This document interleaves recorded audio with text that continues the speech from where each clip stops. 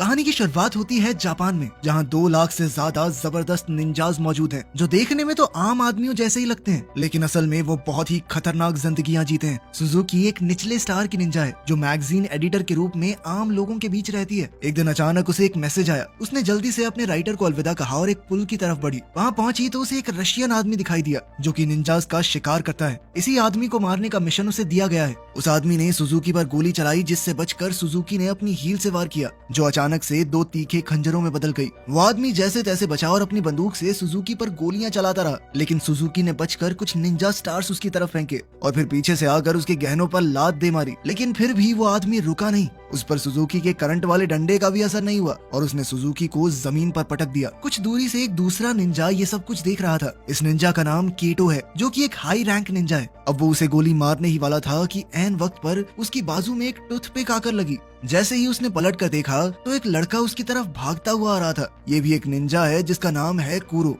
कुरो ने बहुत ही आसानी से उस रशियन आदमी को हरा दिया और आखिर में चोक होल्ड करके खत्म कर दिया। उसने सुजुकी से कहा कि मैं जा रहा हूँ, आप बाकी का काम संभाल लेना। ये सुनकर सुजुकी एकदम शॉक हो गई। उसने सोचा, कैसा आदमी है ये? तुम किसी और को अपना क्रेडिट क्यों लेने दे रहे हो? जिस पर कुरो ने कहा कि इतना काम नहीं करना मुझे, मैं घर जा रहा हूँ सोने। कुरो निंजा तो बढ़िया था, लेकिन साथ ही बहुत आलसी भी, और अब वो चुपचाप वहाँ से चला गया। वो इस वक्त एक पुराने सस्ते घर में रहता है। घर पे अकेले बोर होते हुए वो फूंक मार मार के टूथपिक का तीर बनाने की प्रैक्टिस करता रहता है। तभी अचानक कोई उसके कमरे में बिना आवाज किए घुस गया। ये उसका सीनियर केटो है, जो यहाँ पर उसे एक मिशन देने आया है। वर्ल्ड वॉर 2 के बाद कुछ बुरे निंजाज ने मिलकर एक खतरनाक ग्रुप बनाया था, जिसका नाम है अंडरग्राउंड निंजास। खुफिया जानकारी के हिसाब से उन्होंने जोटेन हाई स्कूल में घुसकर वहाँ पर कब्जा कर लिया है। ये स्कूल बना भी एक खास जगह पर है, जहाँ पहले टूटा फूटा नितानो मिलिट्री स्कूल हुआ करता था, जहाँ अभी भी लड़ाई के वक्त के कुछ राज छुपे हुए हैं। कुरो का मिशन है कि उसे अंडर कवर जाकर उनके प्लान का पता लगाना है। उसके मिशन में मदद करने के लिए केटो ने उसे एक खास सूट दिया। इस सूट की मदद से वो गायब हो सकता था, लेकिन सिर्फ ऊपर ऊपर से। जब कुरो इस सूट के साथ टाइम पास कर रहा था, तभी टॉयलेट से कुरो की एक दोस्त की आवाज आई, जो कि टॉयलेट पेपर मांग रही थी।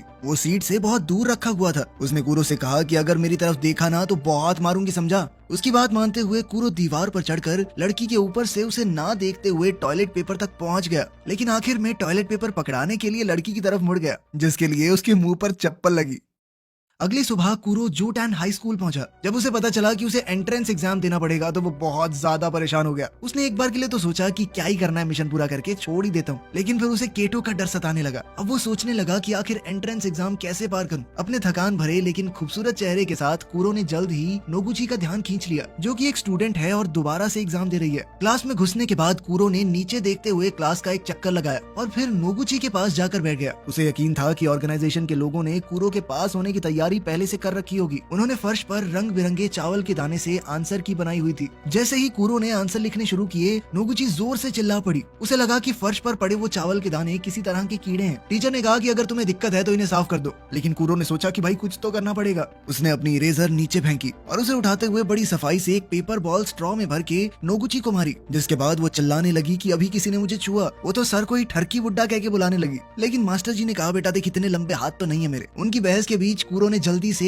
एक के बाद एक पेपर भरने शुरू कर दिए, लेकिन इससे पहले वो मैथ्स का पेपर कर पाता, वो टीचर नोगुची को संभालने के लिए उसकी तरफ बढ़ा और साथ ही पैर रख के वो चावल के दाने भी हिला दिए। अब कोई रास्ता था नहीं तो कुरो ने अपनी एक्टिंग की मदद ली और वहीं बैठे बैठे सुसु कर दिया। फिर उसने रोना शुरू कर दिया कि मैं तो एग्जाम के लिए इतना डर गया था कि मैंने गलती से बहुत सारा पानी पी लिया। जिसके बाद टीचर ने उसे चुप करवाया और कहा कि एग्जाम सिर्फ नाम के लिए है, अगर तुम खाली शीट भी छोड़ दोगे तब भी तुम्हें पास कर देंगे, ठीक है? कुरो स्कूल के बारे में जानकारी हासिल करना चाहता था, तो वापस जाते हुए उसने नोगुची का इंतजार किया और दोनों साथ चलकर घर जाने लगे। कुरो का घर पहले आ गया तो उसने नोगुची से कहा कि आओ कभी हमारे गरीब खाने पे। नोगुची थोड़ा हिचकिचाते हुए मान गई और दोनों उसके घर की छत पर पहुंचे। उनकी बातचीत के दौरान नोगुची ने बताया कि क्लास में कुछ शरारती बच्चे हैं, वो हो सकता है तुम्हें परेशान करें। एडा नाम का मेरा एक दोस्त है, उसे उन्होंने इतना परेशान किया कि वो क्लास आना ही छोड़ गया। साथ ही उसने बताया कि हमारे स्कूल के नीचे काफी खुफिया टनल्स हैं, जो वर्ल्ड वॉर 2 के समय के एक खास मिलिट्री बेस तक जाती हैं। कुरो समझ गया कि शायद अंडरग्राउंड निंजा ग्रुप इसी मिलिट्री बेस के पीछे है। जब सूरज डूबने लगा तो नागुची ने कहा कि मुझे अब घर जाना चाहिए, लेकिन अचानक ही वो छत से फिसल कर गिर गई और उसके नीचे गिरने से पहले ही कुरो ने छलांग लगाकर उसे पकड़ लिया और नीचे गिरकर कुरो के सूट का सेफ्टी फीचर ऑन हो गया, जो कि एक कुशन में बदल गया। नोगुची चिल्लाते हुए खुले मुंह के साथ ही बेहोश हो गई, जिसके बाद कुरो उसे घर छोड़ाया। उसी रात एक लुच्चा लड़का अपने ड्रोन को उसकी पड़ोसन दोस्त कवाडो के बाथरूम के पास उड़ाने की कोशिश कर रहा था, पर वो नहीं जानता था कि कुरो अपना इनविजिबल सूट पहनकर वहीं बैठा है। उसने अपने खास डंडे से लड़के को बिजली का झटका दे दिया। दरअसल ये लड़का नोगुची का दोस्त ईडा ही है। कुरो ने उसे कवाडो से माफी मांगने को कहा और अगले दिन स्कूल ले गया, ये कहकर कि डर मत, मैं तुझे बचाऊंगा, लेकिन 500 की पत्ती लगेगी हर रोज। स्कूल पहुंचते ही वो लड़के फिर से ईडा को परेशान करने लगे, लेकिन इस बार शायद उन्होंने गलत दिन चुना था, क्योंकि आज कुरो भी यहाँ था। कुरो ने अपने पैर से ईडा का पैर पकड़ा और धम से उस दूसरे लड़के पर हमला करवा दिया, जिसके बाद वो लड़का दर्द से कूदने लगा। ईडा को तो समझ ही नहीं आया कि हुआ क्या, और फिर कुरो पीछे की लाइन में जाकर बैठ गया। वो किताब भी नहीं लाया था, जिसके बाद साथ बैठी लड़की साटो ने उसे अपनी किताब दी, जिसके बाद नोगुची उसे जलन भरी आंखों से देखने लगी। तभी उसके चेहरे पर एक लाल रोशनी पड़ी, जो कि एक लेजर लाइट है। ये दरअसल निंजास का सिग्नल है एक दूसरे से बात करने का। इसके बाद कुरो उठा और क्लास से बाहर चला गया। छत पर शियोन नाम का एक लड़का था, वो एक हाई रैंक निंजा है। उस दिन जब कुरो ने उस रशियन आदमी की छुट्टी की थी, उस दिन वो भी वहीं मौजूद था। इससे पहले वो लड़ाई में कूदता कुरो बीच में आ गया। कुरो की ही तरह वो भी स्कूल में एक अंडरकवर निंजा है, जिसका काम था ये पता लगाना कि अंडरग्राउंड निंजा ग्रुप में कौन कौन है। उन दोनों के साथ साथ एक और निंजा है जो यहाँ पर भेस बदल कर रह रहा है। वो इस वक्त स्कूल का डिसिप्लिन डायरेक्टर है। उसने कुरो को क्लास के बाद बॉयलर रूम में मिलने को कहा और फिर वहाँ से गायब हो गया। तभी कुरो ने देखा कि एडा फिर से मुसीबत में पड़ गया है। वो अपने ऊपर का शरीर गायब करके एक बक्सा मुंह पे पहनकर वहाँ पहुंचा, और उन लड़कों में से एक ने कुरो को लात मारी ये जानने के लिए कि वो कौन है, लेकिन उल्टा वो खुद ही नीचे गिर गया। कुरो ने पहले उसकी गेम बिठाई और फिर एडा के पीछे खड़ा होकर उसके हाथ पकड़ लिए। उसने एडा के हाथ से ही दूसरे लड़के को जबरदस्त मुक्का दिया, ताकि स्कूल में कुरो का नहीं एडा का नाम हो। इसके बाद कुरो बॉयलर रूम में डायरेक्टर से मिलने पहुंचा। डायरेक्टर ने अचानक पीछे से एक तलवार निकाली और कुरो पर हमला कर दिया। वो दोनों एक दूसरे को अंडरग्राउंड निंजा ग्रुप का मेंबर समझ रहे थे। कुरो ने डायरेक्टर के हर एक वार का जबरदस्त जवाब दिया। जब उसे पता चला कि डायरेक्टर अंडरग्राउंड निंजा ग्रुप से नहीं जुड़ा हुआ, तो उसने कहा कि पीछे हट जाइए, हमारी सैटेलाइट ने आपके ऊपर निशाना साध रखा है, अगर मैं चाहूँ तो 1 सेकंड में खत्म कर सकता हूँ आपको। लेकिन डायरेक्टर को लगा कि कुरो बकवास कर रहा है, उस जैसे लो क्लास निंजा के पास सैटेलाइट का एक्सेस हो ही नहीं सकता। लेकिन तभी आसमान से सैटेलाइट ने लेजर से हमला किया और डायरेक्टर की तलवार बीच से काट दी। डायरेक्टर समझ गया कि इससे पंगा नहीं लेना, जिसके बाद कुरो वहाँ से चला गया। बाहर निकलते ही उसने देखा कि उसकी क्लास की सबसे फेमस लड़की मित्सुकी उसका इंतजार कर रही थी। वो कुरो को देखकर कुछ अजीब से तरीके से मुस्कुराई और बिना कुछ कहे वहाँ से चली गई।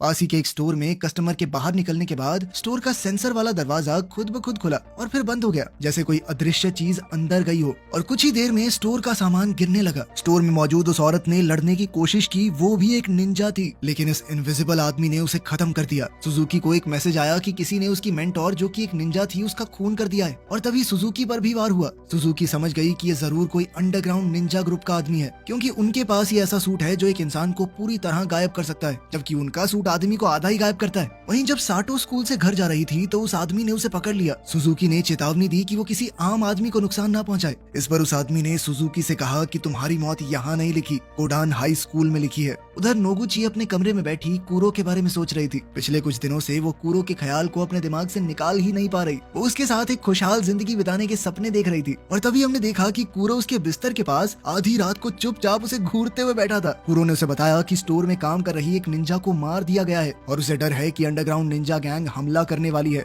उनके स्कूल में बहुत ही जबरदस्त लड़ाई छिड़ने वाली है। उसने नागुची से कहा कि तुम कुछ दिनों के लिए स्कूल मत आना, ठीक है? और फिर बिना कुछ कहे कुरो खिड़की से बाहर कूदकर गायब हो गया। इसके बाद हम एक आदमी को इस तरह भागते हुए देखते हैं मानो कोई उसकी जान के पीछे पड़ा हो। अचानक एक निंजा स्टार उसका पीछा करने लगा और मौका मिलते ही उसकी टांग में जा घुसा, जिसके बाद वो आदमी गिर पड़ा। इस आदमी का नाम सारुटा है, जो पहले कुरो की टीम यानी NIN का ही एक निंजा था, लेकिन अब उसने वो ग्रुप छोड़ दिया था। इसके बाद उसका पीछा कर रहे उस इनविजिबल आदमी ने कहा कि क्या वो अंडरग्राउंड निंजास के साथ जुड़ना चाहेगा। सारुटा इसके लिए 1 सेकंड में मान गया और कहने लगा कि लोगों को मारने में तो मुझे बहुत मजा आता है, बताओ कौन है टारगेट। पता चलता है कि जो इनविजिबल निंजास सभी निंजास को मार रहा था वो कोई और नहीं बल्कि सारुटा ही है।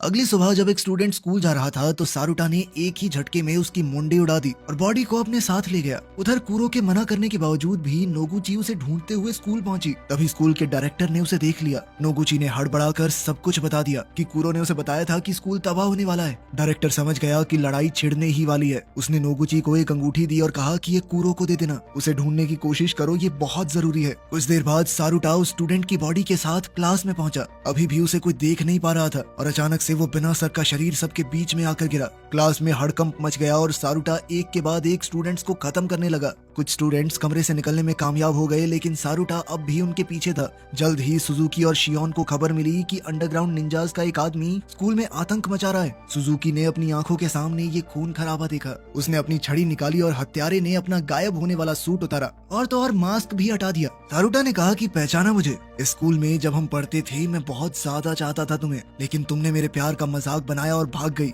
गुस्से और नफरत से भरे हुए सारुटा ने खुद को बिल्कुल नहीं रोका। वो दोनों खतरनाक तरीके से लड़े, एक से बढ़कर एक। सुजुकी बहुत तेज थी, इसीलिए वो जल्दी ही जीत के करीब आ गई, लेकिन उसने एक चीज पर ध्यान नहीं दिया कि सारुटा का सूट बिजली के वार को सोख सकता था। इसीलिए सुजुकी की उस छड़ी का कोई असर ही नहीं हुआ। और अब जब सुजुकी हारने लगी तभी एक आदमी कांच से कूदकर अंदर आ गया। ये वही हाई रैंक निंजा केटो है। उसके सामने सारुटा का टिक पाना लगभग नामुमकिन था। ये बात वो अच्छे से जानता था, इसीलिए उसने अपना मास्क पहना और चुपचाप गायब हो गया। लेकिन केटो को इस बात से कोई दिक्कत नहीं थी। उसने बिजली की रफ्तार से अपनी बाजू में एक चीरा मारा और सारुटा की तरफ अपना खून फेंक दिया ताकि उसके सूट पर निशान लग जाए और उसका गायब शरीर फिर से दिखने लगे। केटो ने सारुटा पर अपनी तलवार से हमला किया, लेकिन सारुटा के एडवांस सूट ने गुब्बारे की तरह फूलकर उसे बचा लिया और सारुटा मौका देखकर वहां से भाग निकला। वहीं नागोची अभी भी कूरो को ढूंढ रही थी। तभी वो घबराए हुए ईडा से टकरा गई। ईडा ने उसे बताया कि मैं, कूरो और एक तीसरा लड़का उन टनल्स वाले एरिया में गए थे। वहाँ पर अफवाह है कि एक रास्ता अंडरग्राउंड बंकर तक जाता है। मेरी और उस दूसरे लड़के की हिम्मत नहीं हुई अंदर जाने की, लेकिन अब मुझे कूरो के लिए डर लग रहा है। उधर कूरो को अंदर एक लड़की दिखाई दी। ये लड़की मित्सुकी है और वही है जिसने ये पूरा प्लान बनाया था। जितना कूरो ने सोचा था, मित्सुकी उससे बहुत ज्यादा ताकतवर थी। उसने मित्सुकी पर एक बम से हमला किया, लेकिन वो पल भर में उससे दूर एक दीवार पर एक उंगली से लटकी हुई थी। कूरो ने उस पर 2 हाई वोल्टेज केबल फेंकी, लेकिन उसने अपने नंगे हाथों से वो तारें पकड़ ली, मानो बिजली का उसके ऊपर कोई असर ही ना होता हो। वहीं सारुटो स्कूल में घूम रहा था। तभी उसके सामने शियोन आ खड़ा हुआ।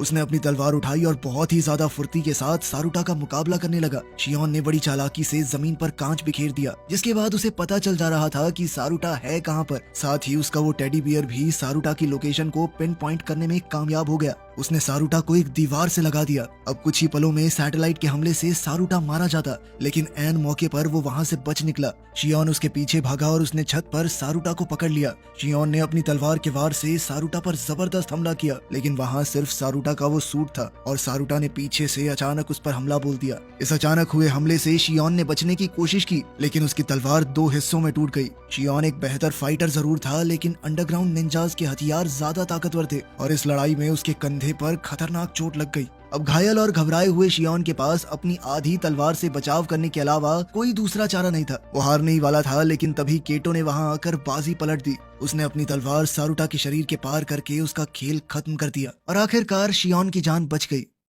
वहां नीचे सुरंग में कूरो लड़ाई में हार रहा था। वो समझ गया था कि उसके लिए मित्सुकी को हराना लगभग नामुमकिन है, क्योंकि वो बहुत ज्यादा शक्तिशाली है उससे। लेकिन कूरो ये जानना चाहता था कि आखिर मित्सुकी चाहती क्या है, वो ये सब क्यों कर रही है। मित्सुकी ने आखिरकार सच बताया। उसने जानबूझकर झूठ बाहर फैलाया ताकि वो सभी निंजाज को स्कूल तक ला सके, ताकि निंजाज लेजर सैटेलाइट को एक्टिवेट कर दें और वो सैटेलाइट की लोकेशन का पता लगा सके। हैक किए हुए डेटा का इस्तेमाल करके इन्होंने सैटेलाइट का पता लगा भी लिया और अब उनका एक आदमी उस सैटेलाइट के पास पहुंच चुका है। उनके एक खास सूट स्पेस में भी काम करते हैं। उधर मित्सुकी ने कूरो पर एक खतरनाक हमला किया। मित्सुकी की जबरदस्त ताकत से कूरो लगातार अपना बचाव कर रहा था, लेकिन असल में वो सिर्फ वक्त काट रहा था कि कहीं से उसके दोस्त आ जाएं और उसे बचा लें। तभी वहां नागोची ईडा के साथ आई। नागोची ने कूरो को वो अंगूठी दी जो डिसिप्लिन डायरेक्टर ने उसे कूरो को देने के लिए कहा था। उसने वो अंगूठी पहनी और उसका एंटीना ऑन किया। तभी एक ड्रोन तलवार लेकर वहां आ गया। उसने वो तलवार उठाई और पैर से मित्सुकी की तरफ धूल उड़ाई और फिर मौका देखकर वार किया। दोबारा से दोनों ने डट कर एक दूसरे का सामना किया, लेकिन कूरो समझ गया कि मित्सुकी के ऊपर सीधा वार करना बेवकूफी है।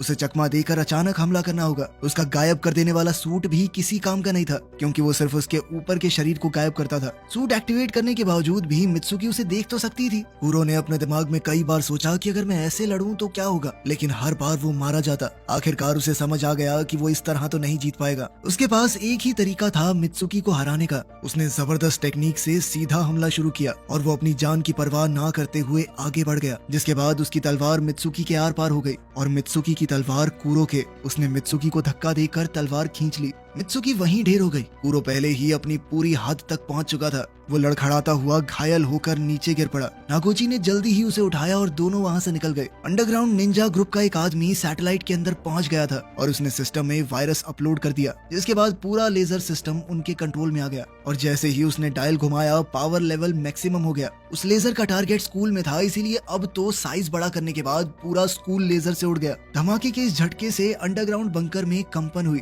बंकर टूटने लग गया और एग्जिट भी बहुत दूर है। नागोची और कूरो बाहर निकलने की कोशिश कर रहे थे, लेकिन कूरो बुरी तरह से घायल था। कूरो को लगा कि वो जिंदा तो नहीं बच पाएंगे, इसीलिए उसने अपना गायब होने वाला सूट उतारा और नागोची पर ढक दिया। अब सारा मलबा टूटकर इन दोनों के ऊपर ही गिर रहा था। कुछ देर बाद नागोची वहां से बाहर निकली, क्योंकि उस खास सूट ने उसकी जान बचा ली थी और कूरो ने दुनिया को बचाने के लिए अपनी जान का बलिदान दे दिया। लेकिन फिल्म के आखिर में हम कूरो के जुड़वा भाई जूरो को देखते हैं, जो न जाने क्यों नोगुची से मिलने आया